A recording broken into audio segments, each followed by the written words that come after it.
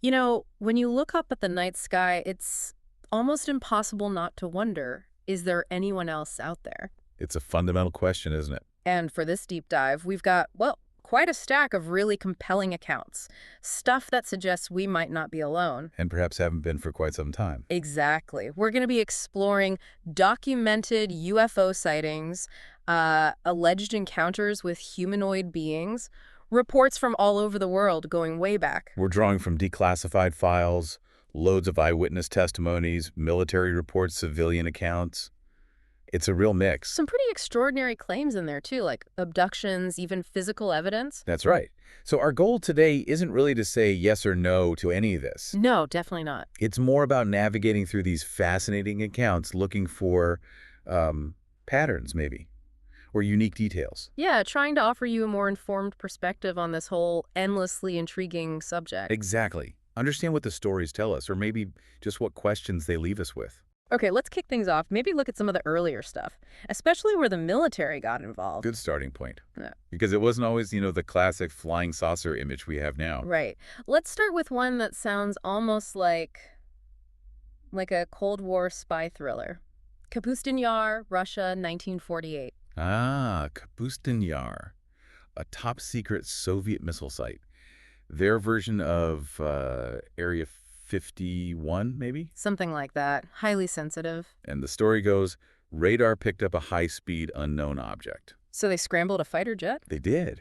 And the pilot apparently got a visual confirmed a massive metallic disc. Wow. And Orders came down to engage, fire on the object. And according to these accounts, they actually hit it. That's the claim. Yeah. Hit it, and it lost altitude, crashed near the base. Now, this is where it gets really wild. They talk about recovered wreckage. Wreckage with tech they didn't recognize, supposedly. And not just wreckage. Beings. Small beings. The description is often large heads, dark eyes. The narrative suggests everything debris, the alleged bodies, was whisked away. Taken underground. Studied intensely. But, and this is crucial, Kapustin Yar is a real, secure military base. Still is. Likely. Yet, zero official confirmation of any of this. Yeah. Ever. Exactly. It's all leaked reports, anecdotal claims. So it sets a pattern, doesn't it? A compelling story, but met with, well, official silence. Yeah, a pattern we'll definitely see again.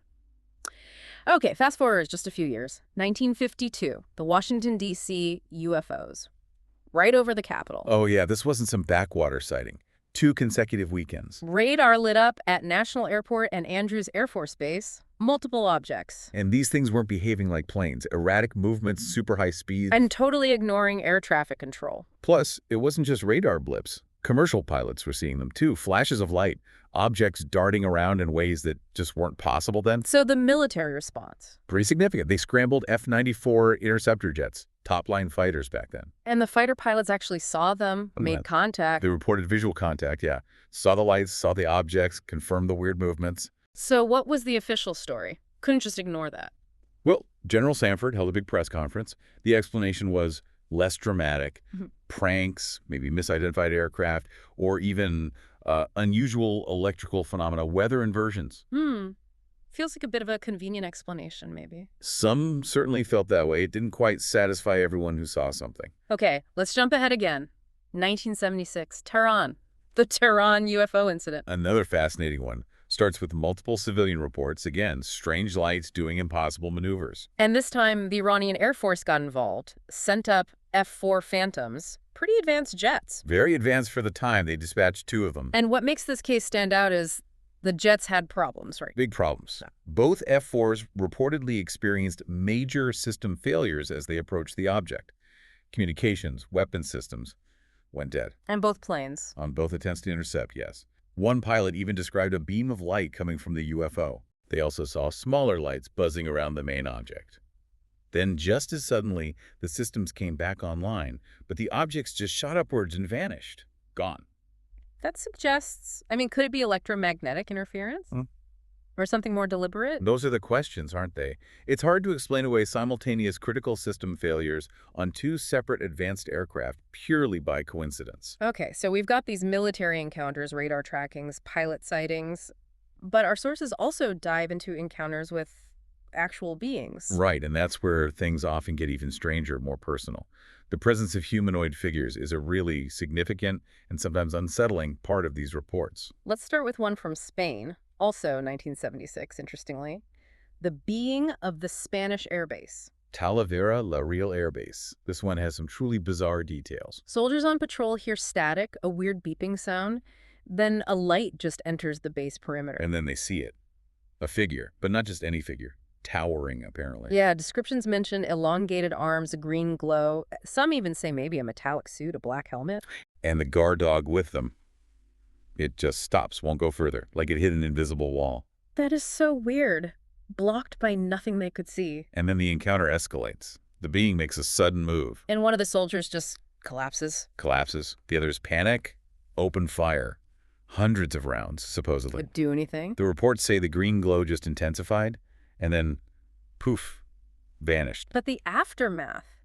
3 soldiers ended up in comas. That's the report. And one apparently later developed serious neurodegenerative diseases. It's a tragic element. And this whole case was declassified by Spain in 2016. It was, which adds, a layer of official acknowledgement that something extraordinary was reported, even if they don't explain why. That declassification definitely makes you pause. Okay, shifting gears and continents. Varginha, Brazil, 1996. The creatures of Brazil. Varginha, very famous case. Lots of discussion around it. This started with 3 young women, right, seeing something unusual. Yes. They reported seeing a small creature. Very specific description. Brown skin, large red eyes, oversized head, strange bumps or protrusions on the forehead. Really specific, not just a vague shadow. Not at all. And what's interesting is the reaction. Authorities moved in fast. Sealed off the area, Well, military trucks seen moving stuff. Exactly. Lots of witness accounts of military activity, transporting something covered up. Rumors started flying, immediately captured creatures, maybe more than one possibly injured and taken to a hospital. But the official line? Complete denial. The government attributed it all to misidentification, maybe seeing a local mentally disabled man mixed with mass hysteria. A huge gap between the witness reports and the official story. A very common theme, unfortunately. Okay, now this next one sounds almost like science fiction. Aquatic humanoids, Lake Baikal, 1982, Soviet military divers. Yeah, this one is deep, literally. Reports from Soviet military divers training in the incredibly deep, cold waters of Lake Baikal. And they encountered beings underwater. That's the claim. Humanoid beings, but huge, maybe 10 feet tall, wearing tight silver suits and strange sphere-like helmets. Moving easily in that freezing water. Effortlessly, according to the accounts, which would be impossible for humans. Then the story gets even crazier. In order to capture one. Apparently so. But as they tried to approach, or maybe use a net, they encountered some kind of invisible force. Push them back. Violently pushed them back upwards. Several divers suffered severe decompression sickness, the bends, because of the rapid, uncontrolled descent. Fatalities were even reported, along with serious long-term injuries for the survivors. And the whole thing just covered up. Supposedly. Classic Soviet-era secrecy. But rumors persist underwater bases, frequent UFO sightings over Baikal, even local legends of glowing silver discs entering and leaving the lake. It ties into local folklore almost. Okay, moving to something maybe more grounded because of the number of witnesses. Aerial School, Zimbabwe, 1994. Right, the aerial school encounter is significant because you had over 60 school children, a large group, all reporting a very similar event. They saw a craft land near the school, a metallic disc. Yes. And then they saw figures emerge. Small humanoids. Again, the description is consistent. Large, dark eyes, elongated heads. And they communicated. Not verbally. The children reported receiving a message, almost telepathically, a warning about technology, about the future of the planet, environmental themes. And the kids stuck to their stories. Remarkably so. Researchers, like the late John Mack from Harvard, interviewed them extensively, separately, over time. Their core accounts remained incredibly consistent. It's hard to dismiss that many coherent stories from young, independent witnesses. Makes it very compelling. Okay, back to Russia. Voronezh, 1989. Another park sighting, mostly kids again. Yes, Voronezh Park. Children reported seeing a glowing, oval, or spherical metallic craft land. And beings emerged. 2 of them. Tall this time, maybe 10 feet again, but with small heads and piercing eyes. And they weren't alone. A robot. The small robot-like companion, according to the children's descriptions. And did anything happen? Any interaction? It's a strange one. One of the beings reportedly raised an arm, emitted some kind of beam of light. And it paralyzed one of the kids? temporarily? That was the claim, a paralyzing effect. After that, the beings just retreated back into the craft, it took off, and vanished. Any physical evidence left? There were later reports, yes. Unusual ground markings where the craft supposedly landed. Even claims of elevated radiation levels detected in that spot. Adds a potential physical trace element. Now, we also have some older American cases in the mix. Cisco Grove, California, 1964. A hunter. Donald Trump. A lone hunter up in a tree. He claimed he saw a disc-shaped craft and then these small, thin humanoids with glowing red eyes. Red eyes. That's creepy. And a robot again. A different kind, apparently. Tall, robotic-looking figure, also with luminous eyes, accompanying the smaller ones. And they tried to get to him in the tree. That's his story. They tried to climb up. He even said they used some kind of gas that made it dizzy. So he fought back. Tried to. Used flares, shot arrows. He said they kept trying to ascend the tree for hours before finally giving up and leaving before dawn. A very prolonged, very strange, and terrifying personal account. Definitely sounds terrifying. Let's jump to Poland, 1978. Emerson. This one seems calmer. Relatively speaking, yes. The farmer, Jan Wolski, reported encountering short beings, maybe greenish skin, tight suits, just walking alongside his horse-drawn cart. And they just got in with him. Apparently very calmly boarded the cart. No aggression reported initially. Where did they take him? Guided him, or the horse, to a clearing where a large silver oval craft was waiting, hovering slightly. He went inside? Described being lifted inside on some kind of platform, then a silent examination.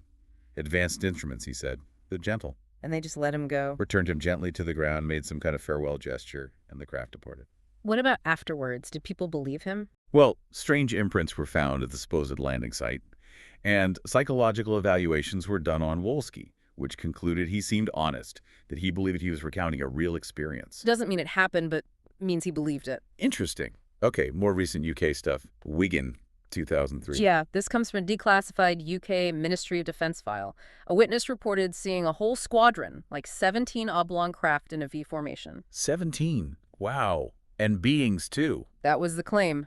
Extraterrestrial beings with green skin and cream-colored bellies. Very specific, if brief, description in the MOD report. Declassified MOD report. Okay. France, 1967. Cusack. More kids. 2 children tending cattle. Yeah. They reported seeing 4 small beings, black skin this time, oversized heads, near a spherical metallic craft that was floating just off the ground. It had a dome. Any interaction. One of the beings apparently emitted a high-pitched sound and looked right at the children. It made them feel strange. And then they just left. The beings floated back into the sphere. It moved upward silently and disappeared. But they left something behind.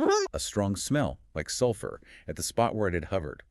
Another potential physical trace. Sulfur? Interesting.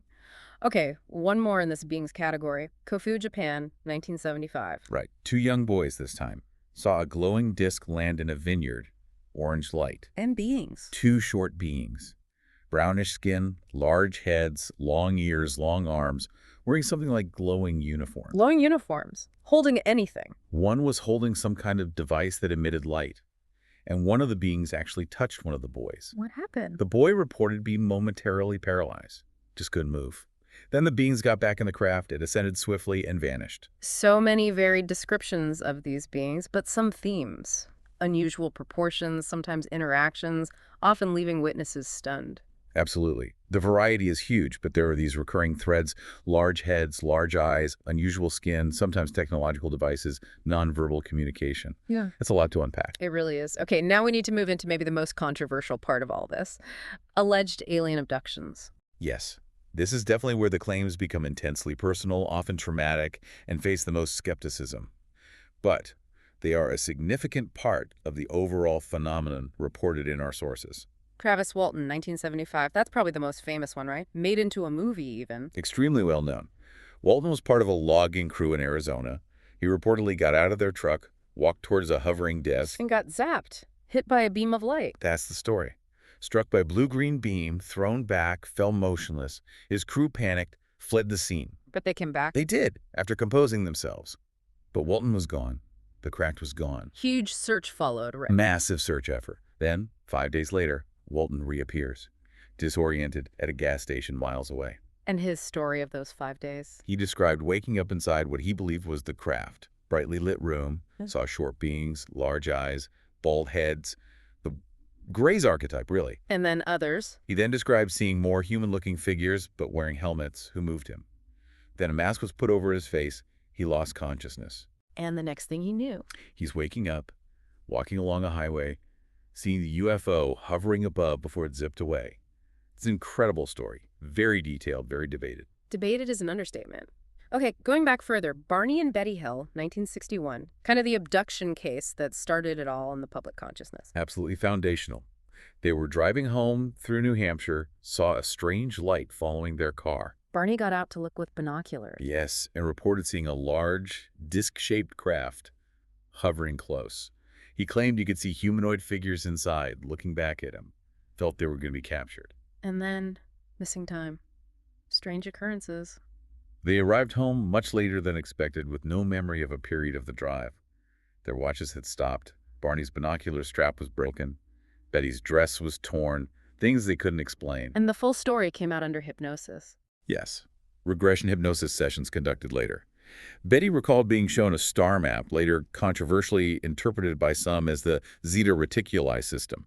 Both described being taken aboard and subjected to physical examinations. Needles, sample taking. Betty mentioned a needle in her abdomen, right? She did. Barney recalled the beings' 2 large heads, large wraparound eyes, grayish skin. The Hill case set the template for so many abduction reports that followed. Definitely iconic. Then, Pascagoula, Mississippi, 1973.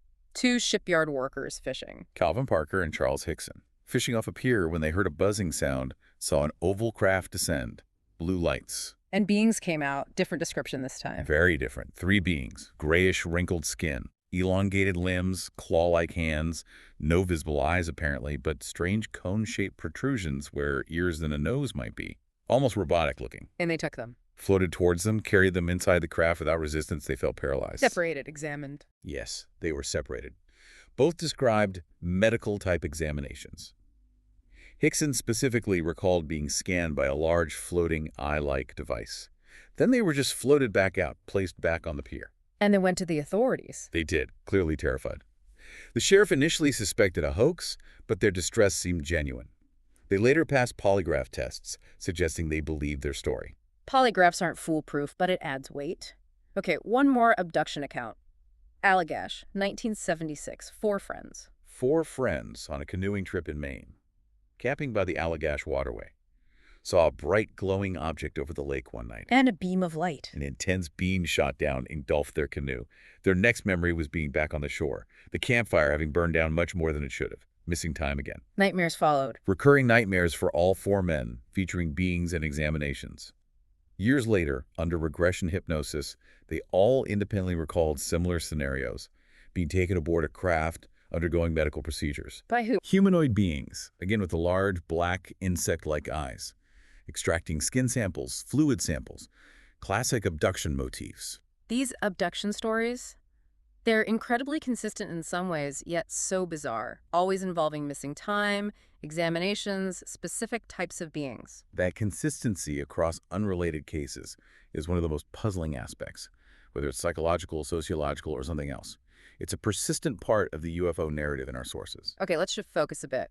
Beyond witness accounts and alleged abductions, what about potential physical evidence? Tangible stuff. Right. This is where things could potentially move towards more objective proof, though interpretation is always key. And you have to start with Roswell, 1947, the big one. The Roswell incident. It's the cornerstone, isn't it? Rancher McBrazel finds strange debris scattered over his property.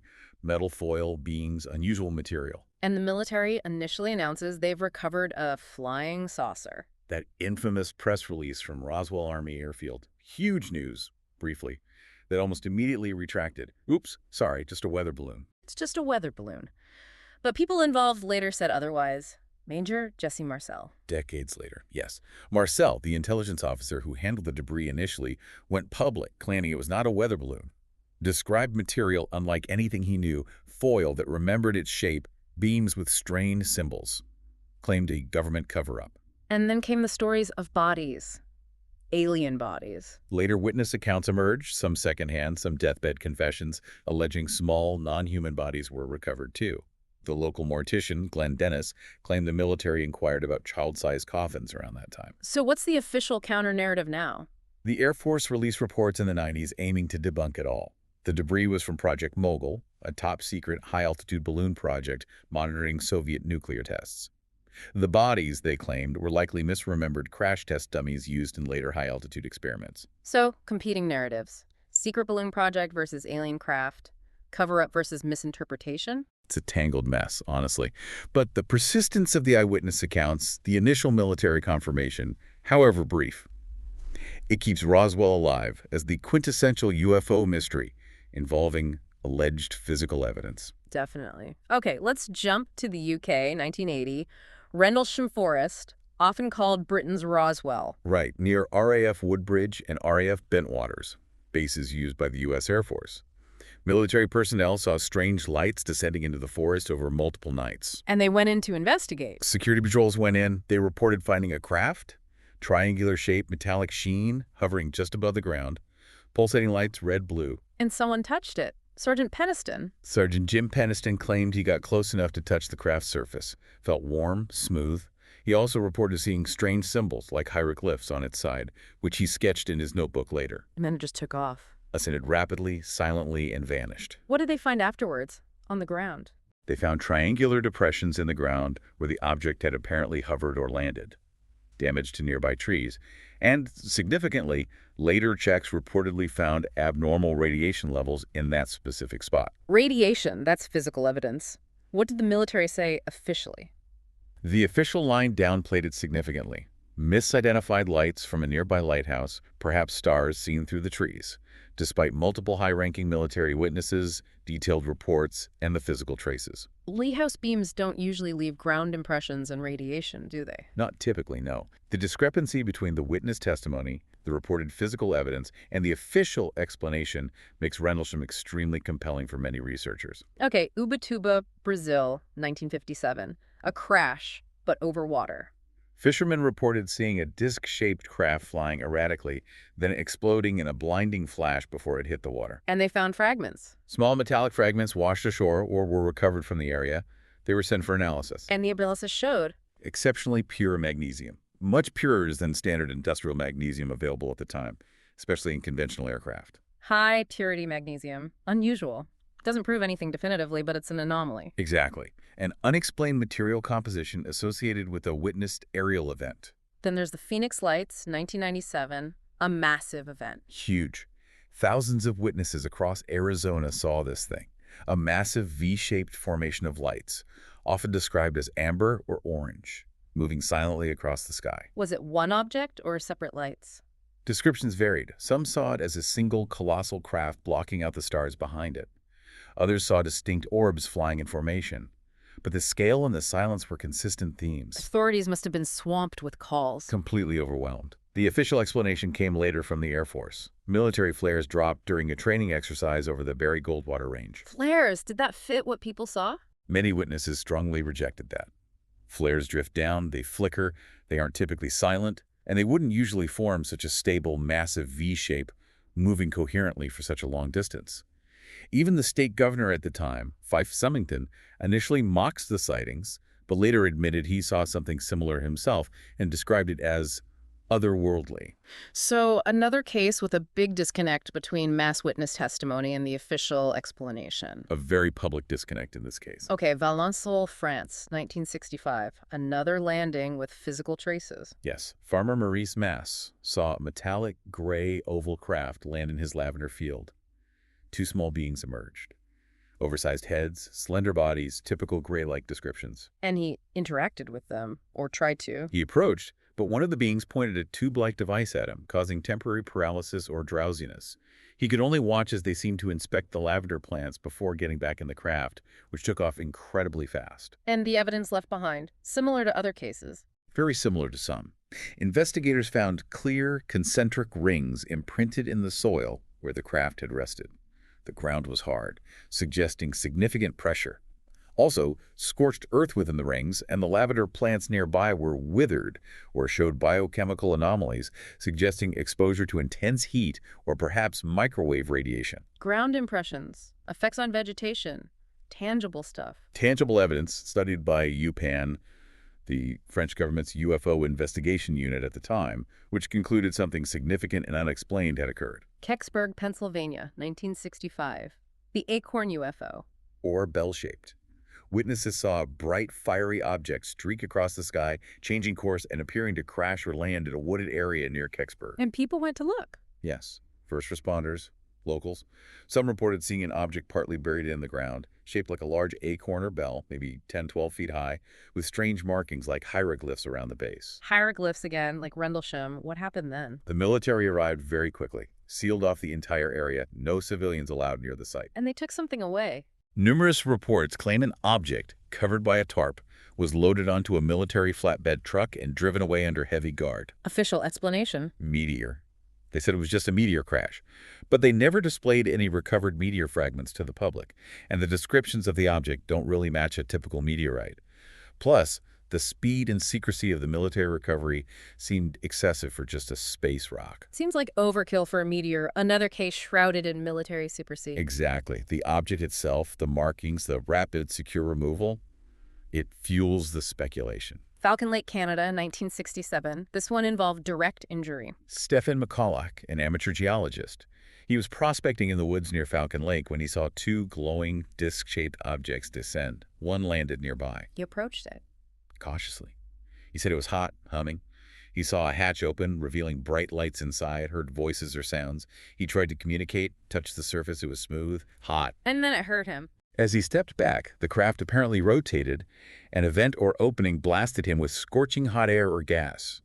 It set his shirt on fire, caused severe burns on his chest and stomach in a grid-like pattern. Burns! That's serious physical evidence. Was it documented? Oh, yes. His burns were medically treated and documented. And later investigation of the landing site itself found a circle of affected ground, high radiation levels within the circle, and even magnetized rock samples. Tangible physical effects on both the witness and the environment. Radiation, magnetic anomalies, documented burns. That's hard to dismiss. It's considered one of the best documented cases involving physical evidence and direct harm to a witness. Okay, one more in this physical evidence category. Trans-en-Provence, France, 1981, similar to Venel-Sol. Some definite similarities. Farmer Renato Nicolai heard a whistling sound, looked out and saw a metallic, disc-shaped craft maybe 8 feet across land briefly on his property, then take off very rapidly. And left traces. Yes. He found 2 concentric rings imprinted in the soil, like at Valensole. The ground inside was affected, plants were withered. Again, GPAN investigated. And their findings? Their analysis confirmed extreme pressure had compacted the soil. They also found biochemical changes in the affected alfalfa plants consistent with exposure to strong electromagnetic radiation, possibly microwaves again. They concluded it was likely caused by the landing of an unknown aerial phenomenon. So official French investigation points to something real and unknown, leaving physical traces. In both Valensole and Trans-en-Provence, yes. These physical trace cases are intriguing because they offer something beyond just eyewitness testimony. Definitely. Now, what about photos? We always hear, where's the photo evidence? Our sources mention a couple of notable photographic cases. Right, though photos are often the most debated form of evidence. Easy to fake, easy to misinterpret, but some are harder to explain away. Like the Scotland UFO photographs from 1990, the Calvine photo. Exactly. 2 hikers near Calvine in the Scottish Highlands. They saw a huge diamond-shaped craft hovering silently, estimated maybe 100 feet long. And they got pictures. Took several color photographs. While they were watching, a military jet, likely a Harrier, flew past, seemed to approach the object. Then the object just ascended vertically at incredible speed and vanished. What happened to the photos? They gave them to a Scottish newspaper, which passed them and the negatives to the Ministry of Defense, and then they disappeared, classified for years. But one leaked or was released. One photograph finally surfaced publicly in 2022. It's remarkably clear, showing the diamond shape, the landscape, even the jet in the distance. And the mod itself, when asked about it years prior, had reportedly described the photos internally as clear, credible, and difficult to dismiss as conventional. So the mod confirmed the photo's authenticity, basically, and its quality. They confirmed its existence, and that it showed an unidentified object. They didn't say alien craft, of course, but acknowledged it was real and unexplained. It's considered by many to be one of the best, most credible UFO photos ever taken. Okay, then there's the Ilkley Moor entity photograph, UK again, 1987. Philip Spencer, a former policeman, he was walking on Ilkley Moor, saw a small, strange figure moving quickly uphill. He raised his camera, took one picture. A picture of the figure. Yes. It then reportedly waved to him dismissively and hurried towards a hovering disc-shaped object, which then rose and vanished into mist or cloud. And he had missing time. When he got back to the village, he realized his watch was nearly 2 hours ahead. Another missing time element associated with the sighting. What does the photo actually show? It's blurry, unfortunately, but it appears to show a small greenish or bluish humanoid figure with somewhat elongated arms and maybe an oversized head. Skeptics argue it could be anything, a trick of light, a cutout, maybe even just blurry foliage. So much more ambiguous than the Scotland photo. Much more. It's intriguing because of the witness's background and the missing time element. But the photo itself isn't definitive proof for most people. It highlights the challenge. Even with a photo, ambiguity often remains. True. Okay, shifting tones slightly. Not all these encounters in the sources are benign. Some had tragic outcomes or seemed actively hostile. Sadly, yes. That's another dimension to these reports that needs acknowledgement. The death of Captain Thomas Mantell back in 1948, very early on. A really sobering case. Mantell, a Kentucky Air National Guard pilot, was leading a flight of P-51 Mustangs. They were ordered to investigate a large, unidentified aerial object reported over Godman Army Airfield. And he pursued it. He did, climbing rapidly. Radio transmissions recorded him describing it as metallic, tremendous in size, and shining. He continued the pursuit to high altitude. And then lost contact. Yes. His plane later crashed, and he was killed. The official explanation evolved, eventually settling on him likely myth-identifying the planet Venus or a high-altitude skyhook weather balloon, blacking out from hypoxia due to lack of oxygen at extreme altitude, and losing control. But the initial reports were of a massive object. Did a weather balloon fit that? Debatable. Some argue the descriptions don't match a balloon, and questions remain about whether hypoxia alone explains the crash sequence.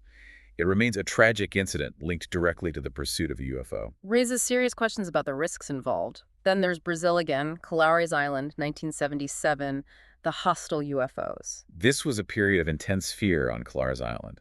Residents reported nightly appearances of unknown lights, described as spheres or discs of various colors. And these weren't just passive sightings. They were aggressive, attacking people. That's what numerous residents claimed, actively pursuing people, firing beams of light. These beams reportedly caused puncture wounds, burns, dizziness, weakness, even hair loss, nicknamed Chupa Chupa, the sucker. People were genuinely terrified. To the point where many residents fled the island or stayed indoors barricaded at night. Women and children were sometimes sent away for safety. It was a state of panic. Did the military investigate? Yes. The Brazilian Air Force launched a formal investigation. Operation Preto, Operation Saucer. Military personnel were deployed, took photos, film, conducted interviews. And what did they find? The official investigation documented many strange lights performing inexplicable maneuvers. Military personnel themselves witnessed objects directing beams at civilians. Portions of the report were eventually declassified, including testimony from the operations commander, Captain Urangi Holanda, who spoke of luminous objects exhibiting intelligent control and causing physical harm. The intense activity eventually stopped after several months, but the cause remains unexplained. So an official military investigation acknowledged potentially hostile activity from unknown objects. That's significant. Very significant, yes. The Cash Landrum incident, Texas, 1980, another case with severe physical harm. Betty Cash, Vicki Landrum, and Vicki's young grandson, Colby. Driving home one night near Dayton, Texas, encountered a massive diamond-shaped object hovering low over the road. Diamond shape again, emitting flames. Heat. Intense heat and bright light, emitting intermittent bursts of flame downwards. Also a loud, roaring, or beeping sound. They got out of the car to look. The heat was so intense it made the car's metal painful to touch. And then helicopters arrived. As the object moved away, they reported being followed or surrounded by a large number, maybe nearly 20, large, unmarked military-style helicopters, mostly identified as CH-47 Chinooks. And the health effects started soon after. Very soon. All three developed severe symptoms: nausea, vomiting, diarrhea, weakness, large painful blisters consistent with burns, especially Betty Cash, and significant hair loss. Betty Cash's health was permanently affected. What did the government say? Denied involvement. Complete denial. The U.S. military denied having any aircraft, conventional or otherwise, in that area that night. They offer no explanation for the object or the helicopters. The witnesses sued the government for damages but lost due to lack of proof of government involvement. The source of their injuries remains officially unknown. Leaves them with serious health problems and no answers. Terrible. Okay, finally in this section, Peru, 1980. A military jet actually firing on a UFO. A very rare documented instance. Happened at La Joya Air Base in southern Peru. Around 1,800 personnel on the base witnessed a stationary, spherical, or balloon-like UFO hovering nearby. So they sent a fighter jet. Yes, Lieutenant Oscar Santa Maria Huerta was ordered to intercept in his Sukhoi Su-22 fighter bomber. He closed in, saw a round silver or cream-colored craft about 30 feet in diameter with a dome on top, but no visible windows, wings, engines, exhaust, nothing conventional. And he opened fire. He fired a total of 64 rounds from his 30mm cannon at the object. Any effect? Apparently none whatsoever. No damage, no reaction.